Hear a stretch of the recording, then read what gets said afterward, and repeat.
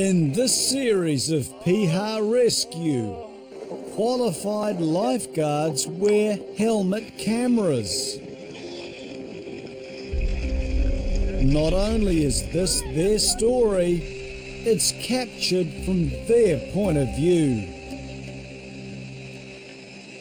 This time on Piha Rescue. Get right in those rocks, bro, and have a look. In between them. The search for a body at O'Neill's Bay continues. Yeah, hopefully we'll get him for the family today. A kite surfer missing in Raglan.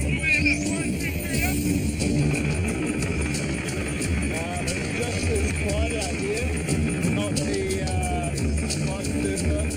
And a woman can't breathe.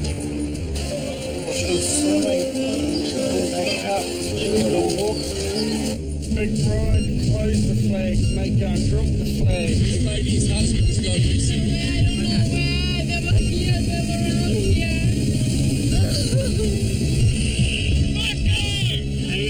here.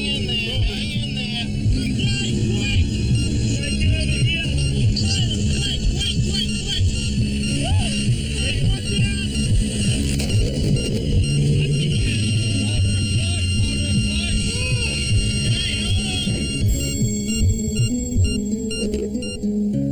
Piha Rescue, brought to you by Partners Life, ensuring Kiwis for when their health hits a rough patch.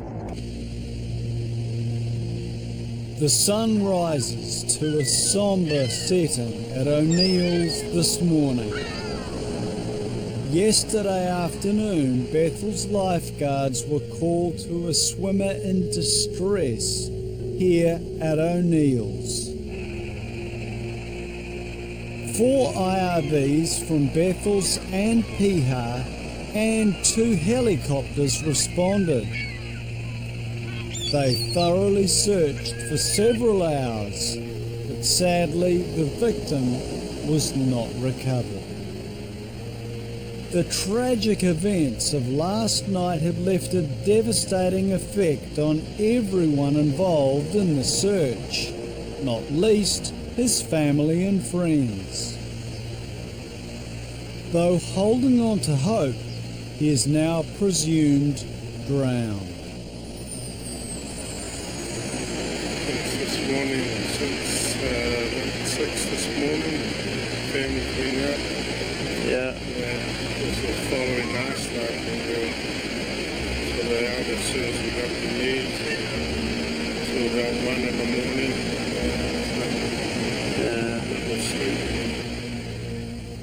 Family and friends of the victim rally on the beach in hope of a positive outcome.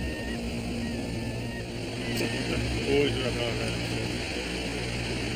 I mean, but then, reality, sort of, things start to,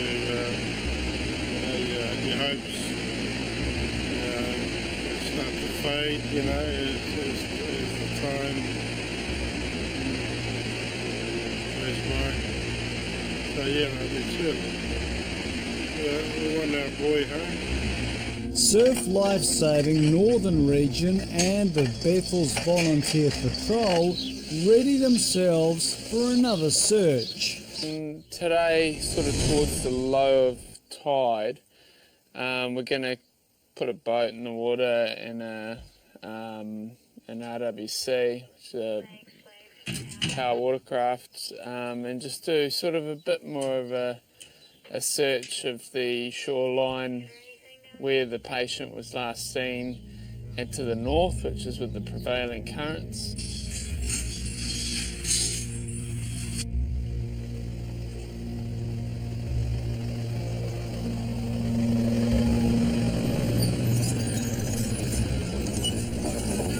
Volunteer lifeguard and local Kylan is among those who rejoin the search. He is saddened, yet another is claimed by the majestic O'Neill's. Day 2 of the search. We went up this morning, first light, didn't find anything. There's a lot of family and that on the beach, so low tide now. We're going to go for another more extensive search, 3 boats, jet ski, and see what we can find. We're hoping that with the low tide we've got a better chance of finding him. Head over there as a team.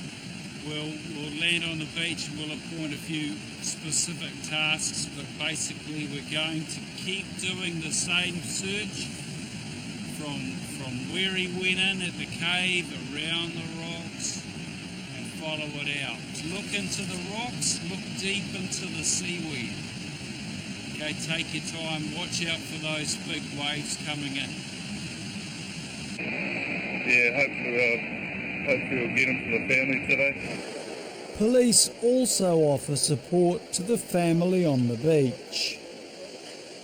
Surf life-saving controller is over there at the moment,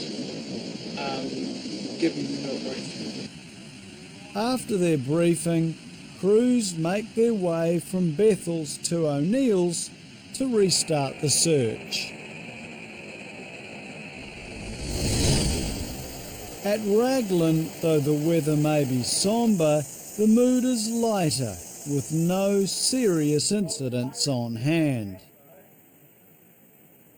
Lifeguards are quite literally lined up and at the ready. That's so cool. But then attention is diverted up the coast to the bar. A kite surfer is down and unable to relaunch. Lifeguard Ben and Will make the 2-kilometre drive by quad. That's broken, Sammy. Oh, yeah. Yeah, he's still down, but where's he gone? Why? No, that's what I mean. The definitely is not that height that's just gone like that.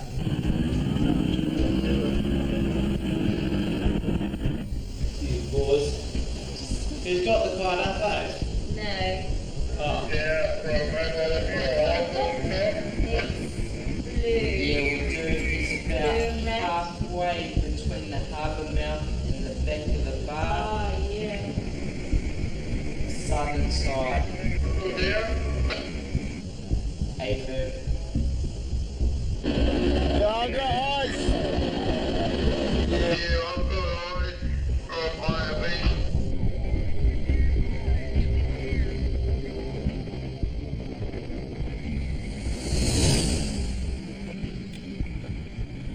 Back at the secluded O'Neill's Bay, the search continues.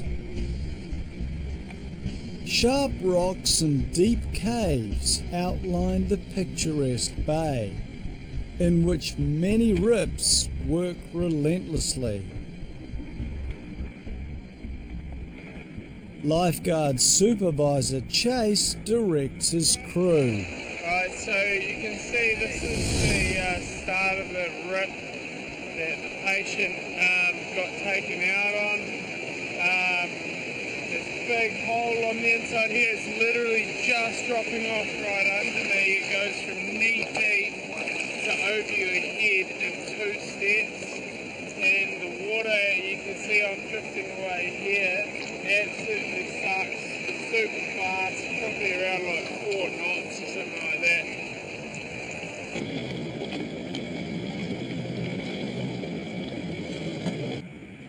Kylan is tasked with following the rip around the rocks. I haven't even swum 2 strokes, and I just moved 15 metres. Get right in those rocks, bro, and have a look. In between them. Yeah, this is a big funnely rip, like right here, that sandbar kinks across. Yeah. I reckon he would have been in here for quite a while. And if he has gone potentially like shot out. We'll just keep drifting for a while, see where we go. Yeah, bro. It's working a little bit gruntier today. Yesterday it was just circulating, now we're getting sucked right round out into the ocean, and we're not actually swimming, we're just going with it, trying to get an idea of where perhaps he would have gone. But it's definitely a lot stronger today.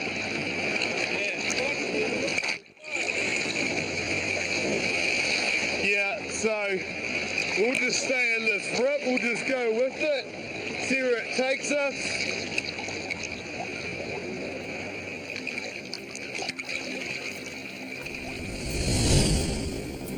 Back at Raglan, lifeguard Ben and his crew approach the bar at Raglan's river mouth. A kite surfer is down and unable to relaunch.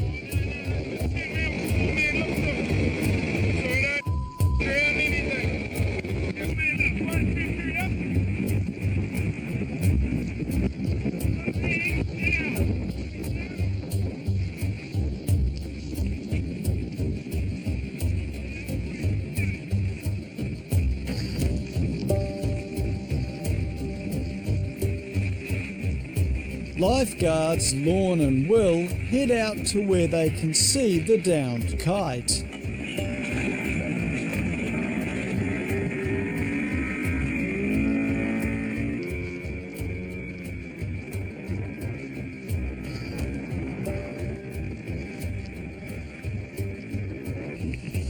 So the boys initially saw from the tower a kite actually just floating on the southern end of the bar. The IRB approaches the kite they see ahead of them. But they soon realise there's a problem.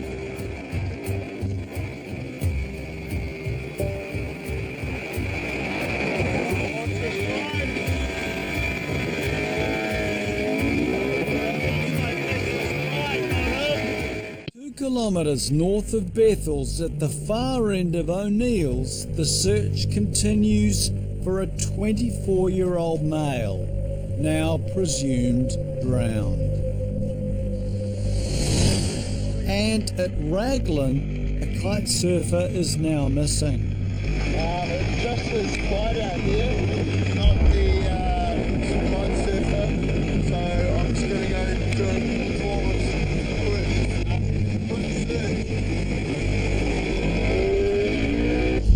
There's a kite to your right.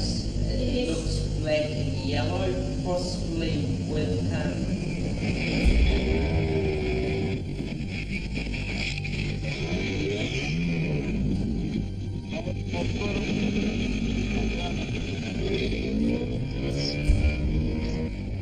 Thankfully, the IRB crew spot him a few hundred metres south.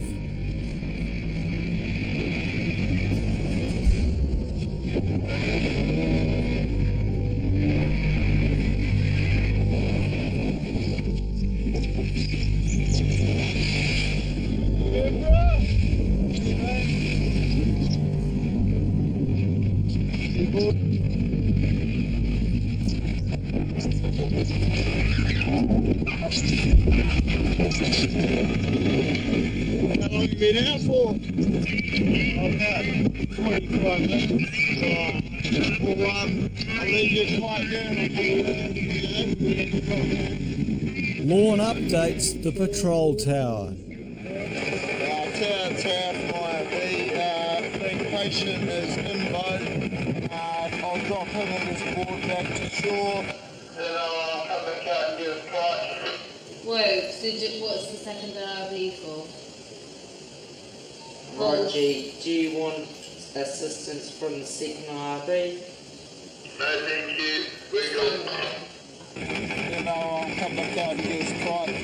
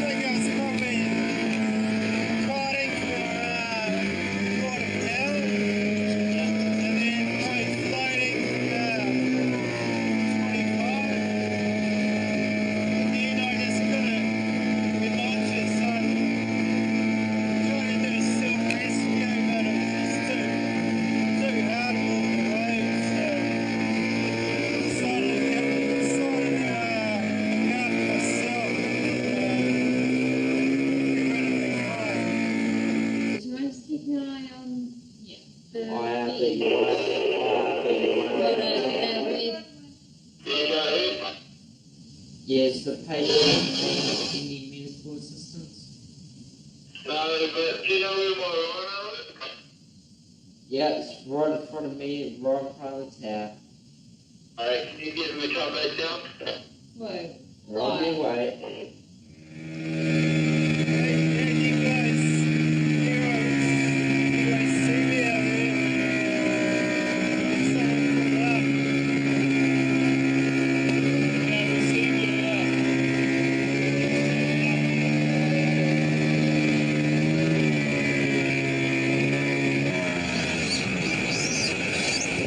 As the IRB arrives back on shore at the harbour mouth, lifeguard Adam and a police constable who was also called greet them.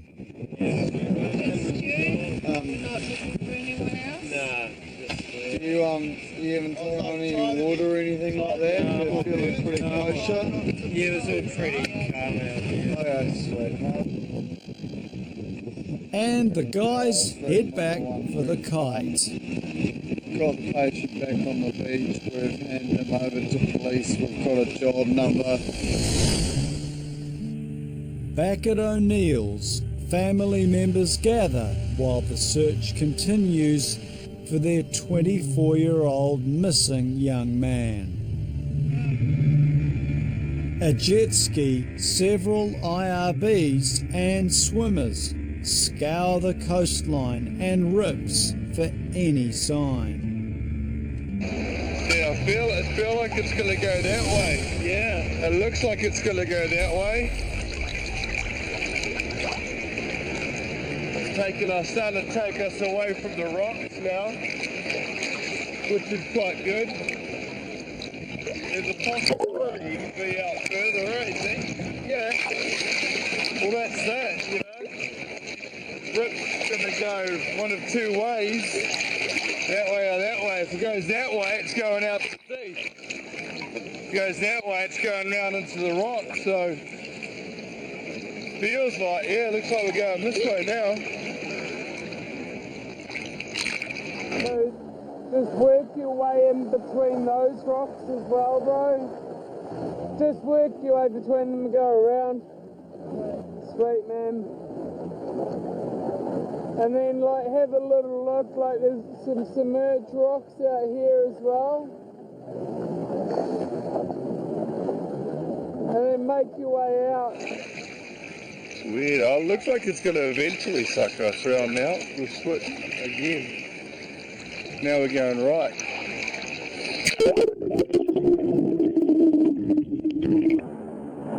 That's it, what a move. Just let it take you round, but stay real close to the rocks and see if you can see anything just under the water surface.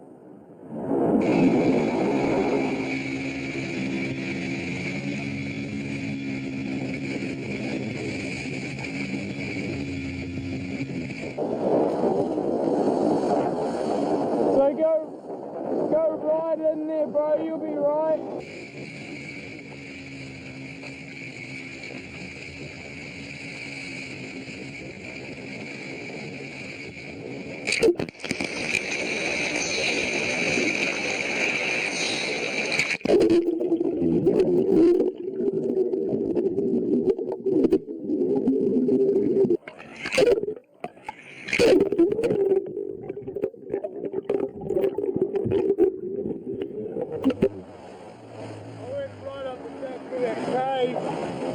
Nothing.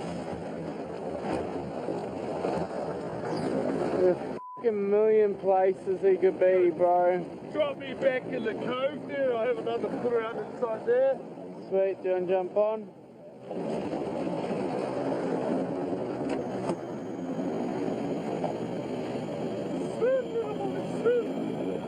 I'll chuck you back around there with Danny, and I'll throw Piha back that way. Though it's like searching for a needle in a haystack, the guards keep searching and family keep hoping.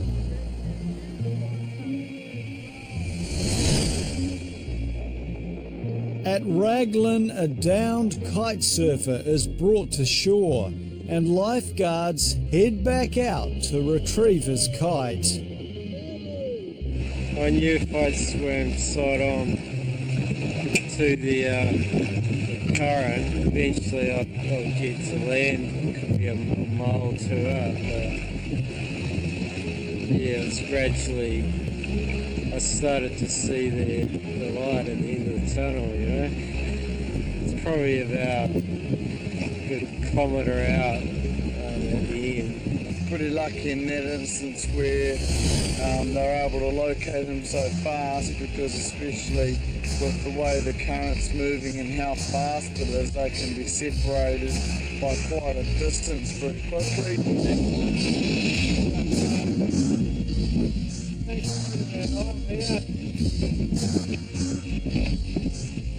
Yeah, they kept an eye, which is cool.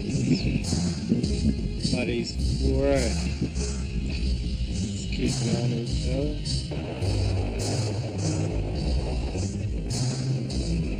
Thankfully, his kite is also looked after, much to the rider's delight.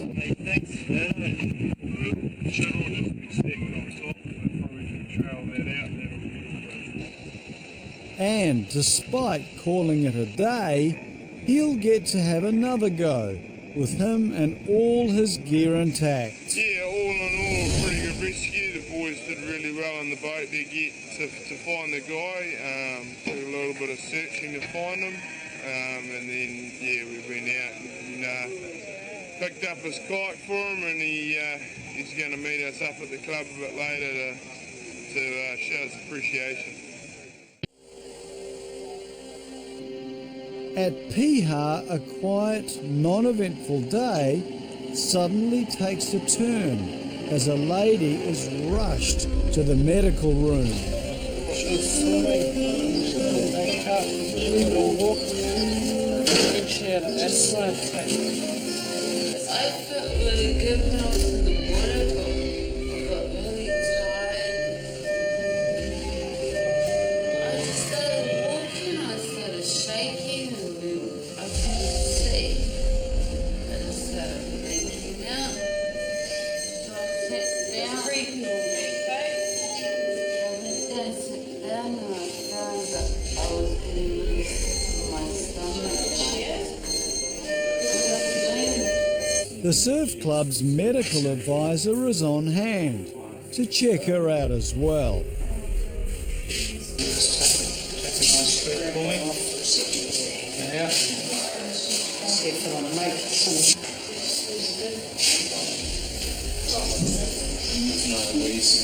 Do you know you feel wheezy or sound wheezy? Yeah.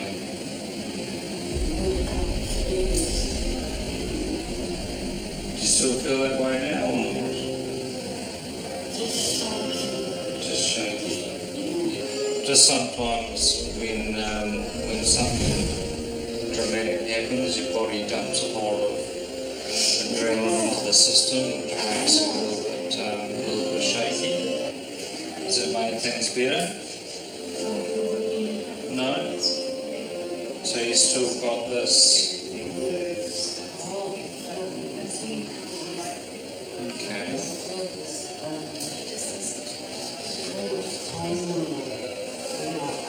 Which arm? Your left or your right?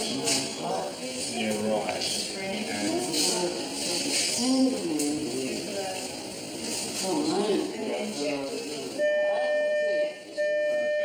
Jonathan treats for the asthma attack, as the woman is still shaky and in shock. Breathe through there, just breathe normally. So you breathe in and then you breathe out through it.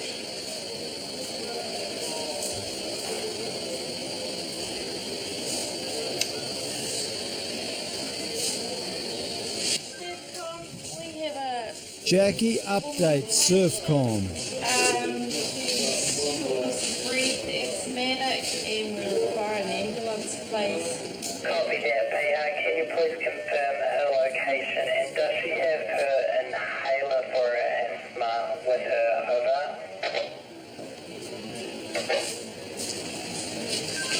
Surfcom, yes she does. She's 42, she's taken 2 puffs and she says it's made no difference whatsoever.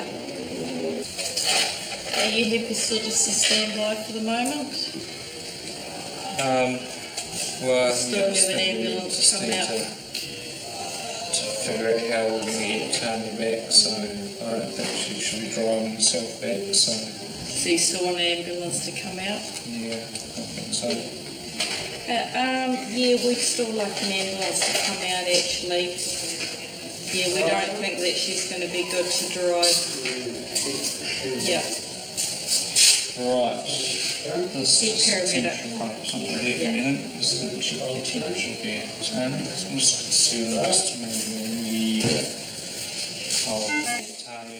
A check of Tanya's vitals reveals she also has mild hypothermia. In fact, if there's hot water, there's no reason why you can't go into the showers with her. It is contrary to popular belief safe, especially in a situation where you're accompanying somebody to put somebody with very mild hypothermia into a warm shower. It's only people who are critically cold, sort of under 30 degrees, where it is dangerous to certainly put them in things like a bath, and that doesn't seem plausible that hypothermia would be an issue on a day like today, but her temperature is reasonably low, so we'll warm her up, get her back, take another set of vital signs, and see where we go from there. Back at O'Neill's Bay, crews returned ashore after an extensive second day of searching for the missing man, presumed drowned. Coming back empty-handed is hard for everyone. From going on past events, my thoughts are that he's going to pop up in maybe 4 days, 5 days, almost all the way down to Māori Bay, down by Muriwai. That seems to be the trend a lot of the time. If someone goes, they'll go up the coast. Look, there's not much more we can do. We did a really extensive search of the coastline. So the plan is over the weekend we're moving into Saturday, Sunday for the volunteer patrol. They've got quite a bit of manpower. They'll send boats up every few hours just to do scans of the shoreline from the boat throughout the weekend, and then come next Monday and Tuesday we'll reassess again, and because that's sort of starting to hit the time frames of where it's more likely that for a person to pop back up.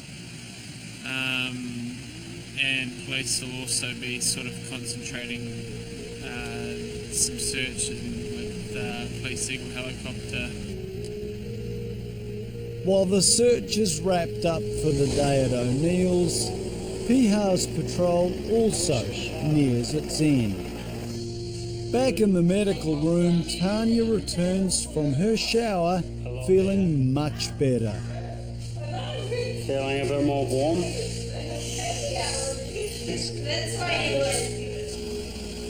But still being in no state to drive, the ambulance arrived to transport her. Let the ambulance guys have a quick chat to you, Tony. They may decide I can go on my phone.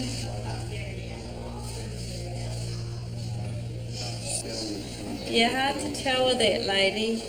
She was quite unwell, but she perked up. But she was still complaining of crushing chest pain, so she's off to the rest place, I think. You've done a wonderful job. You've done like 8 jobs. Thank you. It's good that Jonathan was there, so he's always good to see because he's so experienced. Oh, he's the best. I watch your show all the time. Awesome. Just confirming that our beach is now closed. Piha out. Thank you for that, Piha. That All copy. Surfcom clear.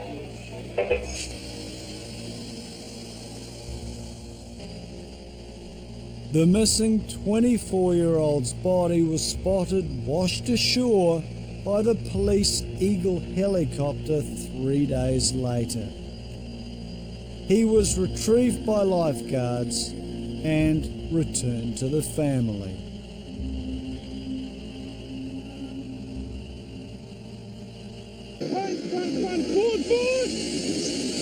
Next time on Piha Rescue. Rough seas, hammer lifeguards.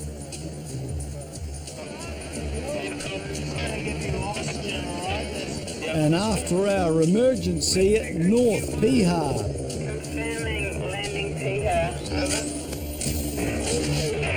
Did you get out, please?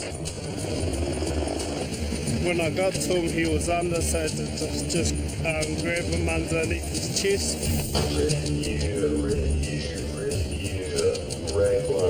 And surfers in distress in Raglan. About over a kilometre out.